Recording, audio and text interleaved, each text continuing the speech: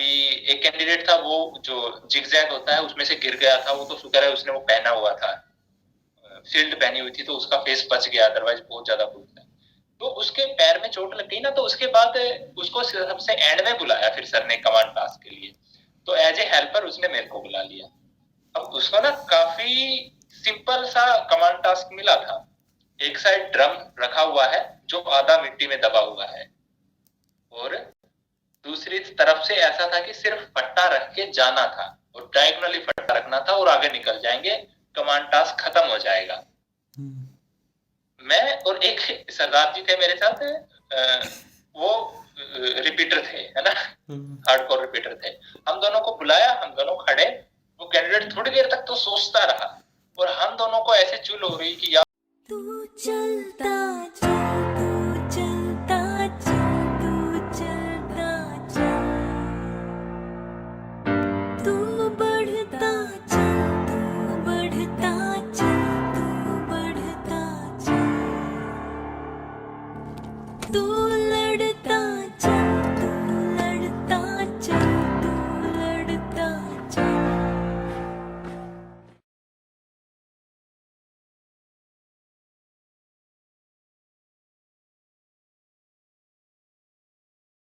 जय हिंद, वंदे मातरम और भारत माता की जय। स्वागत है आपका द फौजी शो में। द फौजी शो में सामाजिक जिम्मेदारी की तरफ एक विनम्र कोशिश है। इस शो से इकट्ठा किया हर पैसा भारत के वीर फाउंडेशन में जाएगा, ताकि हमारे शहीद भाई बहन की फैमिलीज को कोई भी आर्थिक समस्या ना आए। आपके एक लाइक, शेयर और सब्सक्राइब से किसी की सहायता हो सकती है, क्योंकि मैं खुद एक एक्स एनडीए हूँ और नेशनल डिफेंस एकेडमी में 3 साल ट्रेनिंग किया हूँ।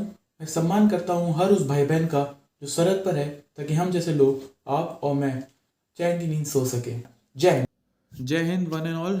Welcome to the second episode with AIR1 Sandeep. Please do check out his YouTube channel, Learn with AIR1.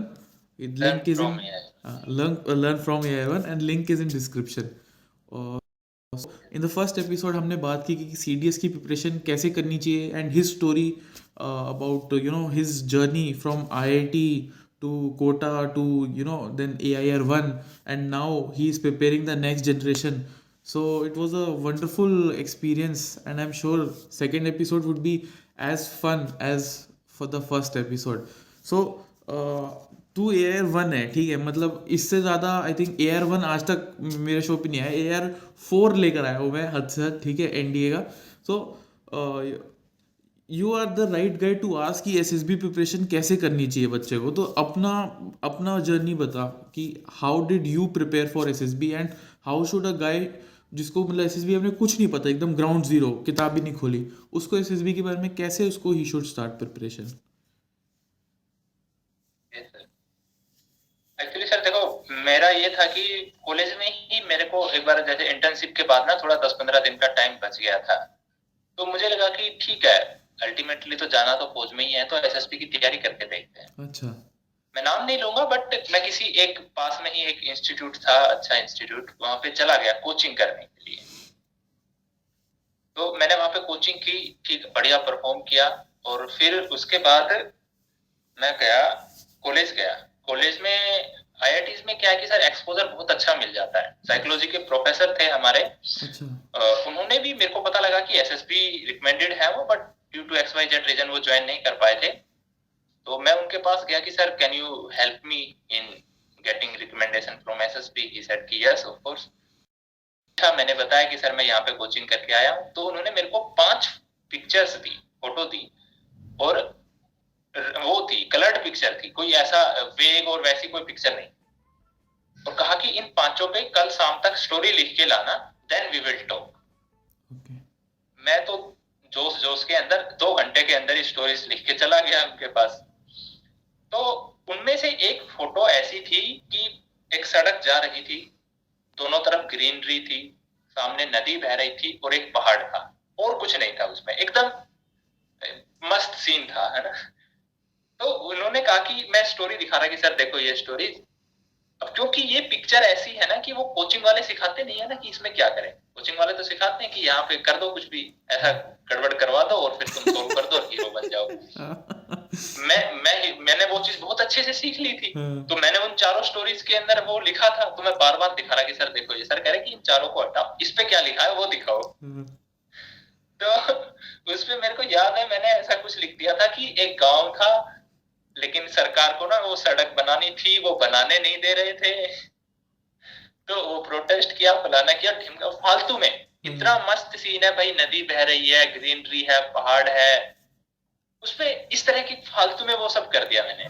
तो सर ने मेरी स्टोरी पढ़ी और मेरे सामने ही फाड़ के कूड़ेदान में डाल दिया, बोला gentleman you won't be recommended, तेरे को रिकमेंड कर ही नहीं सकते हो। मैंने कहा सर क्या हो गया? कह रहे क्योंकि तूने जो कोचिंग ने तुझे कहा तूने वही कर दिया, तू है ही नहीं ऐसा। तो बोले कि तू खुद, उन्होंने ये कहा कि खुद बता तेरे दिमाग में क्या थॉट आया था जब तूने ये पिक्चर देखी थी, पहाड़, बहती हुई नदी और ग्रीनरी और एक सड़क जा रही है उधर।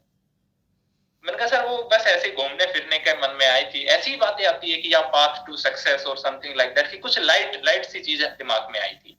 बोले फिर वो क्यों नहीं लिखा तूने? मैंने कहा सर वो कोचिंग वालों ने ऐसे बताया था कि उसमें प्रॉब्लम क्रिएट कर दो और फिर उसका सोल्यूशन बता दो तो तुम रिकमेंड हो जाओगे। तो बोला कि पहला लेसन यही है कि खुद का दिमाग यूज करना है और जो तुम्हारा दिमाग कहता है वही करना है। किसी ने तुमसे कुछ कह दिया, किसी कोचिंग सेंटर ने तुम्हें कह दिया, वैसा नहीं करना है। वहां से फिर मेरी प्रिपरेशन स्टार्ट हुई और फिर मुझे पता लगने लगा कि हाँ एक्चुअली में हम जो है अगर वो दिखाएंगे तो ही रिकमेंड होंगे। क्योंकि प्रोफेसर साहब ने ही पकड़ लिया मेरे को कि जो मैं हूं मैंने वो नहीं लिखा, मैंने फालतू में कुछ भी लिखा है। तो एसएसबी वाले तो वो तो रोज की रोज ही ये काम करते हैं, उनको पता लग गया कि मैं फेक कर रहा हूं, तो फिर तो मैं गया काम से। और फिर वहां पे एक साइंटिस्ट भी आए थे DIPR से ही। अच्छा। वो कुछ वो था, सेमिनार वगैरह था, तो मैं भी अटेंड करने चला गया। तो फिर मैंने उनसे बातचीत भी की बाद में, सेमिनार के बाद, कि सर मैं प्रिपेयर कर रहा हूँ।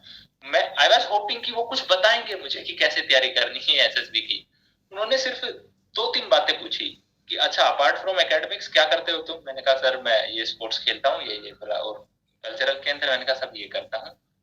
तो फिर बोले कि और एकेडमिक्स में क्या है? मैंने कहा सब ये है। बोले good, you are on right track, बस खेलकूद करते रहो, कल्चरल एक्टिविटीज में पार्टिसिपेट करते रहो, थोड़ा और पढ़ाई पे थोड़ा सा और ध्यान दो, बाकी हो जाएगा। बस इतना सा बोल के निकल गए। मैं सोच रहा था पता नहीं कितना सारा ज्ञान देखे वो।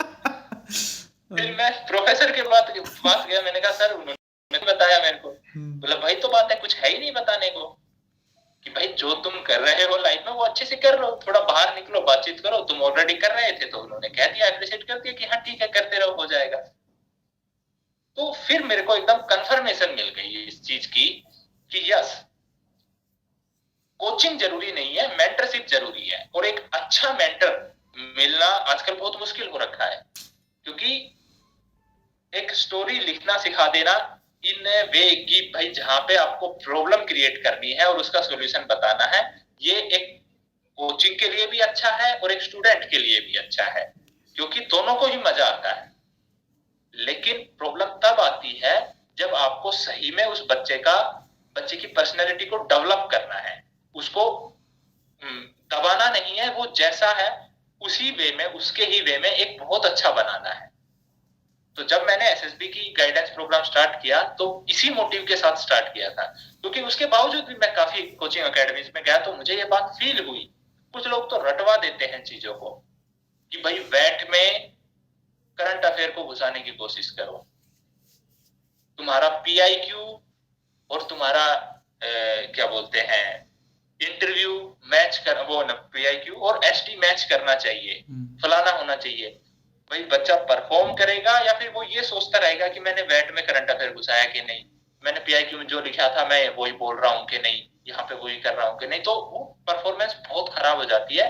और मैंने प्रिपरेशन के टाइम पे देखा कि बहुत सारे बच्चे जो लायक थे रिकमेंड होने के, जिनमें दम था, जस्ट बिकॉज की जो मैंने पहले गलती कर दी थी कि कोचिंग ने जो बताया मैं वही कर देता हूँ, वो करते हैं और फिर वो रिकमेंड नहीं होते हैं। और जब मैं तैयारी कर रहा था तो फिर मैंने ये चीज मेंटेन करी कि जो मैं हूं वही चीज मैं दिखाऊंगा, वही चीज मैं लिखूंगा, वही चीज मैं बताऊंगा, और अगर उसमें कुछ कमी है तो फिर मैं अपने ऊपर काम करूंगा, रादर देन ये नहीं कि भाई मैं स्टोरी पे काम करूं, कि भाई मेरे को कोई अच्छा ख्याल नहीं आ रहा पिक्चर देख के, मेरे पास कुछ अच्छे आइडियाज नहीं आ रहे, दैट मीन्स कि स्टोरी राइटिंग में कोई प्रॉब्लम नहीं है मेरी तरफ से, प्रॉब्लम मेरे अंदर ही है कि भाई मेरा ही दिमाग काम नहीं करता, इसीलिए मैं कुछ बढ़िया सॉल्यूशन नहीं दे पा रहा हूँ किसी चीज का, या फिर कुछ अच्छा आइडिया नहीं लिख पा रहा हूँ, या फिर मैं अच्छे से बात नहीं बता पा रहा हूँ। तो फिर मैंने खुद से कोशिश करी कि भाई बाहर निकलते हैं, लोगों से बात करते हैं, बुजुर्गों से बात करते हैं, हर एक क्लास के लोगों से बात करते हैं, इवन की जो कॉलेज के अंदर आई एम क्वाइट श्योर कि हो सकता है कि कुछ प्रोफेसर्स मुझे ना पहचाने, बट सिक्योरिटी गार्ड और जो रूम में सफाई करने आते थे वो मेरे को पहली बार में ही पहचान लेंगे कि अरे साहब आइए। तो वो हर क्लास के साथ वो चीज मेंटेन करके चलना, ताकि क्योंकि अब साफ सफाई से रिलेटेड कोई वो लिखनी है, स्टोरी लिखनी है, क्योंकि मैंने उनसे इंटरेक्ट किया है, आई नो देयर प्रॉब्लम्स, तो जो मैं स्टोरी लिखूंगा उसमें एकदम प्रैक्टिकल बात लिखूंगा। जब साइकोलॉजिस्ट पढ़ेगा वो चीजों को तो समझ जाएगा कि यार ये इस बंदे ने तो ऑन ग्राउंड काम किया हुआ है, इसमें तो दम है, ये फालतू की बात नहीं कर रहा है, ऐसे हुरफुर नहीं कर रहा कि चुटकी बजाई और साफ सफाई हो गई, नहीं। तो इस तरह से फिर मैंने डेवलप करना स्टार्ट किया। और फिर एक बड़ी हर्डल जो आती है इंग्लिश की आती है ना, काफी लोग वेट करते हैं इस चीज का कि इंग्लिश के बारे में कोई बात करेंगे। मैं 8th क्लास तक हिंदी मीडियम में था, 9th 10th में किसी तरह से पास पूस होके कोटा चले गए, वहां पे भी चीजें हिंदी में ही थी, मीडियम इंग्लिश हो गया था, तो इंग्लिश बोलनी आती नहीं थी, और ना ही जब मैं कॉलेज में चला गया तो तब तक आती थी। अब IITs के अंदर तो सारा सिस्टम इंग्लिश में ही चलता है, मोस्टली लोग इंग्लिश बोलने लगते हैं। तो मुझे लगा कि नहीं यार, मुझे ऐसा लगता था कि मेरे को ना बहुत कुछ आता है, बहुत कुछ पता है, बट बिकॉज ऑफ इंग्लिश मैं बोल नहीं पाता, एक्सप्रेस नहीं कर पाता हूँ। तो मैंने वहां पे जो हिंदी कविता वाचन प्रतियोगिता है, हिंदी वाद विवाद प्रतियोगिता है, उनमें पार्टिसिपेट करना स्टार्ट किया। तो फिर मुझे समझ में आया कि मैं गद्दू हूं, मेरे को आता ही तो कुछ नहीं है, हिंदी में भी नहीं आता है कुछ। लोग इंग्लिश के पीछे पड़े होते हैं कि हम इंग्लिश सीख लेते हैं, इंग्लिश सीख लेते हैं। मुझे तब एहसास हुआ कि सही में मेरे पास कुछ कंटेंट नहीं है बोलने के लिए। तो पहला फोकस इंग्लिश को भूल के अपने आप को डेवलप करो, वो कंटेंट लेके आओ। अगर वो कंटेंट आपके अंदर आ गया तो आप बोल के ही पीछा, अदरवाइज आप चुप नहीं बैठोगे। मुझे ऐसा लगता है कि मेजर प्रॉब्लम है वो इंग्लिश की नहीं है, वो कंटेंट की है, कि लोगों के पास कंटेंट होता नहीं है। और फिर जब हम वो कंटेंट लर्न करते हैं तब जाकर के हमें एहसास होता है कि इंग्लिश तो जस्ट एक लैंग्वेज है और इतनी आसान है। अगर हमारे पास कंटेंट है तो बस हम डिलीवरी तो करना है। मैं एक फनी स्टोरी बताता हूँ कि इंग्लिश मैटर करती है। एनडीए के अंदर ऐसा होता है कि भाई 3 साल एनडीए में है, 1 साल आईएमए में है, तो चलो 4 साल में पीट कूट के इसको इंग्लिश सिखा देंगे। तो इसलिए थोड़ी बहुत लिबर्टी दे देते हैं वो कि ठीक है थोड़े बहुत अटक रहा है इंग्लिश में तो कोई बात नहीं। लेकिन जो ग्रेजुएट एंट्रीज होती है उनमें तो भाई 1-1.5 साल ही होती है, ओटीए में 1, आईएमए में 1.5, तो वो एक्सपेक्ट करते हैं कि ठीक ठाक इंग्लिश आती हो, लेकिन ठीक ठाक ही आती हो, कुछ ज्यादा हाई फाई ना आती हो, है ना। हमारे लेक्चरेट में एक कैंडिडेट ने लेक्चरेट देना स्टार्ट किया तो अमेरिकन एक्सेंट बोलने लग गया है ना। हम सब देख रहे कि यार ये तो पता नहीं कितना तगड़ा बोलेगा। 1.5-2 मिनट बाद कंटेंट हो गया खत्म, फिर वही मैं पे आ गए, वही इंडियन एक्सेंट पे आ गया। तो मैं तभी समझ गया था कि भाई मैटर ही नहीं करती ये चीज, तो अमेरिकन एक्सेंट का हम क्या करेंगे। जो तुम हो वो बता दो, तुम्हारे पास जो बात है तुम बता पाओ, जो उनके पास बात है वो जो बता रहे हैं तुम समझ पाओ, इतनी ही अंग्रेजी चाहिए। तो इसलिए इंग्लिश पे फोकस करना चाहिए। बट कोचिंग वाले भी English English English communication skill के नाम पे बेवकूफ बना रहे हैं। मैटर करती है बट जो मेन जड़ है ना वो कम्युनिकेशन स्किल्स या फिर वो नहीं है, इंग्लिश नहीं है। मेन प्रॉब्लम है वो तो भाई वहां पे है, कंटेंट पे है कि आपको सही में आता भी है या नहीं आता भी। अगर आता है तो I can assure you English आपके लिए प्रॉब्लम नहीं होगी। मेरे दोस्त अभी भी मजाक बनाते कि यार तेरा तो इंग्लिश में भी हरियाणवी एक्सेंट आता है, तेरे को रिकमेंड कैसे कर दिया उन्होंने। मैं कहा भाई देखो अब है तो है ना आपके पास, भले ही वो एक्सेंट कैसा भी हो वो मैटर नहीं करती है वो चीज। इंटरव्यूइंग ऑफिसर से तो मैंने हिंदी में भी बोल दिया था, उन्होंने वो काफी सारे क्वेश्चंस पूछते हैं ना CIQ वाले, तो मैं भूल गया, तो मैंने कहा कि सर मैं वो पहला सवाल भूल गया, तो आप एक बार रिपीट कर देंगे। हिंदी में बोला मैंने, उन्होंने पूरे के पूरे सवाल रिपीट किए दोबारा से। तो ऐसा होता है, क्योंकि मेरे अंदर कॉन्फिडेंस था, मुझे पता था, मेरे को सवालों के जवाब पता है, तो मैंने बीच में हिंदी बोल दी तो क्या हो गया। जीटीओ के अंदर तो बोलते ही हिंदी है, मैं तो इमोशनली हिंदी बोल रहा था जीटीओ पीजीटी एचजीटी के अंदर। तो हमें प्रिपरेशन के टाइम पे रादर देन की कम्युनिकेशन स्किल्स की लोग बस ये सिखा देते हैं कि आई कांटेक्ट नहीं रखना है सबसे, हाथ नहीं हिलाने हैं, पैर नहीं हिलाने हैं, अच्छी ड्रेस पहन के जानी है, ये तो सबको पता है ना। इससे थोड़ी कोई फौजी बन जाएगा, क्योंकि आप तो गए हो, आपको तो पता है कि इन सब चीजों से सरवाइव नहीं होगा। जिसमें दिमाग है वही बंदा एकेडमी में सरवाइव कर पाएगा, वही बाद में सरवाइव कर पाएगा। तो वो वाली बात है कि एसएसबी की प्रिपरेशन सिर्फ एसएसबी तक ही लिमिट ना करी जाए, बाद में भी तो हमारे को ये चीज काम में आएगी ना कि हम एक्चुअली में हमारे को कितना आता है। तो उस चीज को ध्यान में रख के अगर हम प्रिपेयर करेंगे तो आई डोंट थिंक कि एसएसबी एक बहुत बड़ी डील होगी हमारे लिए। Okay, so basically real life exposure पे बढ़ाए और अपने आप को एज पर्सनैलिटी इम्प्रूव करें, है ना? Yes sir, yes. ग्रेट। और जो जैसे आपने लेक्चरेट में भी इंग्लिश में बोला था, लेकिन बस थोड़ा सा एक्सेंट था, राइट? हाँ, ओके, तो मतलब बेसिकली लैंग्वेज मैटर नहीं करता अनटिल तुम अपना पॉइंट ठीक से पुट अप अक्रॉस कर सकते हो, राइट? पुट अप करना। हाँ, तो yes sir, yes sir. Okay, वही मोर देन सफिशिएंट है कि वो बात ये है कि अगर आपके पास है ना पॉइंट तो आप किसी ना किसी तरीके से पुट अप कर ही दोगे। अब मतलब एक छोटा सा एग्जांपल ले लेते हैं कि भाई दो कैंडिडेट है, एक को इंग्लिश नहीं आती है बट उसके पास पॉइंट्स बहुत अच्छे हैं, दिमाग काम करता है, वो जो बात बोलता है लॉजिक के साथ बोलता है। एक दूसरा कैंडिडेट है जिसने सूटेड बुटेड है, इंग्लिश आती है लेकिन बातें वैसी करता है, फुद्दू करता है वो। आप खुद सोचिए कि आप किसके साथ दौड़ में जाना चाहेंगे। आप कहेंगे ना कि भाई तू जा, क्या करेंगे तेरा वो जो है जिसमें दम है, भले ही अंग्रेजी ना आती हो, दिमाग तो काम करता है, दिमाग काम करता है तो अंग्रेजी सीख भी लेगा, कोई बड़ी बात नहीं है। तो ऑफ कोर्स वो एक जो जीटीओ साहब होते हैं वो तो यार उन्होंने तो दुनिया देखी हुई होती है, वो तो समझते हैं कि किसमें दम है किसमें नहीं है। तो हमें वो चीज डेवलप करनी चाहिए। बेसिक इंग्लिश रखो बस अपने पास और पॉइंट पुट अप अक्रॉस करने का दम रखो। गुड यार, गुड, वेरी गुड पॉइंट्स। सो एक तेरा भी अपार्ट फ्रॉम CDS NDA वगैरह एक कोर्स है SSB का, which you and AIR24 and one major general ranking officer, you 3 are running, right? Yes sir, yes sir. Okay, and तो ये 14-day कोर्स है? यस सर, देखो एसएसबी का course हमारा 14 डे कोर्स है, स्टैंडर्ड कोर्स है। Okay, और मैं भी पढ़ाता हूँ, हिमांशु सर हैं वो भी पढ़ाते हैं। यूजुअली ऐसा होता है कि मैं सुबह बता देता हूँ बेसिक्स हर एक चीज के। कोचिंग नहीं है, काइंड ऑफ एक गाइडेंस प्रोग्राम है ना, नाम भी हमने यही रखा है एसएसबी गाइडेंस प्रोग्राम, कि जस्ट एक मेंटरशिप करते हैं, बताते हैं कि ऐसे होता है। शाम को फिर हिमांशु सर उसी की प्रैक्टिस करा देते हैं और कुछ एक जो आपकी कमियां खामियां हैं वो बता देते हैं कि देखो इस तरह से टैकल करना है, इस तरह से टैकल करना है। खास बात ये है कि कभी भी मैं किसी की स्टोरी को गलत नहीं बताता, या हिमांशु सर भी, कि जो आपने किया है, जो आपने देखा, उसी को और अच्छा कैसे कर सकते हैं। बस हर एक चीज के अंदर की जो कुछ भी आप हो उसी को और अच्छा कैसे किया जा सकता है, दैट्स इट। मोस्टली आपका काम होता है, हम सिर्फ गाइड करते हैं। जो इंटरिंग ऑफिसर है हमारे, मेजर जनरल रैंक ऑफिसर है, वो भी बस यही करते हैं कि कुछ फोर्स नहीं करते कि आपको यही रट के जाना है, आपसे यही पूछा जाएगा, नहीं।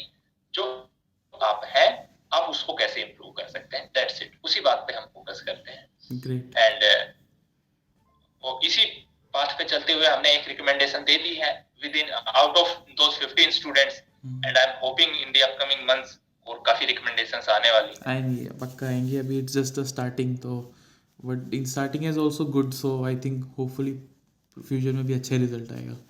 सो all the best to you and your team. So Sandeep यार, तूने एक किस्सा मेरे को बताया था ये कमांड टास्क वाला। सो क्योंकि मेरी ऑडियंस बड़ी यंग है और बड़ी बकचोद किस्म की है, तो उनको ज़रा सुना यार, इनको बड़ा मज़ा आएगा सुनने में। एक्चुअली कमांड टास्क में ऐसा हुआ था, कमांड टास्क से पहले कि वो इंडिविजुअल ऑब्स्टेकल में ऐसा हुआ था कि एक कैंडिडेट था, वो जो डबल प्लेटफॉर्म जंप होता है ना, उसमें से वो गिर गया था। तो उसके पैर में उसको ज्यादा चोट लगी थी थोड़ी, लेकिन मैं ऐसे देख रहे हम कि यार जीटीओ साहब इसको उठा क्यों नहीं रहे हैं। वो बंदा ऐसे रेंगते हुए जा रहा उसकी तरफ, कमांडो होती है ना उसकी तरफ, बड़ी मुश्किल से चढ़ा, लटक पटक के नीचे उतरा और फिर उसने हाथ ऊपर खड़े कर दिए कि सर मेरे से नहीं होगा। जब तक आप हार नहीं मानते हो, जब तक ड्यूटी साहब कुछ नहीं कहते हैं, भले ही लग गई हो। अभी एक कैंडिडेट था, वो जो जिगजैग होता है उसमें से गिर गया था, वो तो शुक्र है उसने वो पहना हुआ था, शील्ड पहनी हुई थी, तो उसका फेस बच गया, अदरवाइज बहुत ज्यादा बुरा था। तो उसके पैर में चोट लग गई ना, तो उसके बाद उसको सबसे एंड में बुलाया फिर सर ने कमांड टास्क के लिए, तो एज ए हेल्पर उसने मेरे को बुला लिया। अब उसको ना काफी सिंपल सा कमांड टास्क मिला था।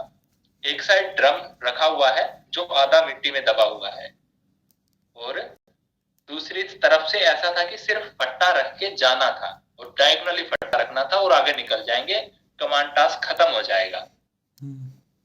मैं और एक सरदार जी थे मेरे साथ, वो रिपीटर थे, है ना, हार्डकोर रिपीटर थे।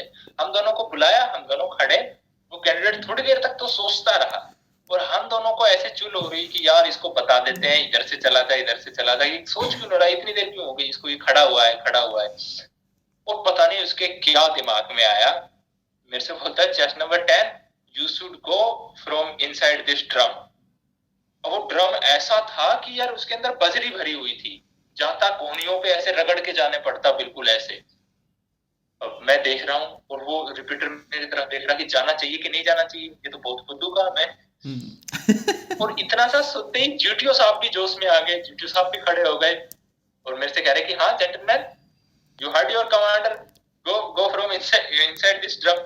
मैं सोच रहा है जा ही नहीं सकते उसमें से, तो पहली बात तो ये, जाऊंगा तो फिर मैं बिल्कुल ही ऐसे बुरा हाल हो जाएगा। मैंने हिंट देने की भी कोशिश करी उसको, मैंने कहा कि सर मेरे ना ये फेस शील्ड है ना, ये प्रॉब्लम करेगा इसमें, तो शुड आई गो, जोर दे के बोला मैंने, फिर भी वो गब्दू नहीं समझा कि यार इस तरह से नहीं जाना है। जीटीओ ने कह दिया कि हाँ gentleman you can remove your face shield. GTO भी देखना चाह रहा था कि ये क्या करते हैं, और बड़ी मुश्किल से मैं छिल के वहां गया। जैसे ही मैं वहां पे पहुंचा, हरामी ने फट्टा उठा लिया, कहता है दूसरी तरफ से कि अपन दोनों इधर से चलेंगे। मेरे को ड्रम के नीचे से भेज लिया। उसके दिमाग में पता नहीं तब आया, और फिर खुद ऐसे आया, और फिर मेरे को वहां पे पास में आके आ गया ना, फिर अगला आइडिया सोच रहा, फिर कह रहा है रियली सॉरी जेंटलमैन। मैंने कहा सॉरी से क्या होता है। उसके बाद फिर डोम में आने के बाद उसका जो मजाक बनाया है हमने, वो रिपीटर थे ना सरदार जी, उन्होंने बहुत बताया, बोला यार मैं इतनी बार गया हूँ, ऐसा सीन तो मैंने कहीं नहीं देखा। इतना हो गया था, फिर वो कंप्लीट वगैरह किया, ये हुआ था। अमेजिंग यार, बढ़िया एक्सपीरियंस था। So, great talking to you, Sandeep. And so, with this, our second episode with AIR1 has come to an end. And wonderful experience last 1 hour talking to you, Sandeep. Thank you very much for this opportunity. और संदीप, जाने से पहले aspirants को क्या message देना चाहेगा यार तू? सर मेरा मैसेज तो एक ही रहता है हमेशा कि यार स्मार्ट वर्क पे फोकस ना करके हार्ड वर्क पे फोकस करो, क्योंकि हार्ड वर्क के अंदर एक छोटा सा कंपोनेंट होता है स्मार्ट वर्क का। अगर आपने मेहनत करने की आदत नहीं डाली है तो there will be a problem for you, rather than की शॉर्ट कट ढूंढने की कोशिश करो। सही में थोड़ा लाइफस्टाइल सुधारो, सुबह जल्दी उठो, योगा वगैरह करो, रनिंग करो, जो मुश्किल चीजें हैं अपनी लाइफ में उनको अच्छे से टैकल करने की कोशिश करो, रादर देन दूर भागो, तो you will be a good officer. Great यार, great. So amazing piece of advice from Sandeep. इसका you don't forget to check out his YouTube channel and Instagram channel. Also don't forget to subscribe, like, share, subscribe my channel and his channel as well later on. Or as you know, this is for a good cause. All the money donated, all the money generated from this channel will go to Bharat Ke Veer Foundation. And don't forget to like, share, subscribe. Or please check out his channel also. Jai Hind, one and all.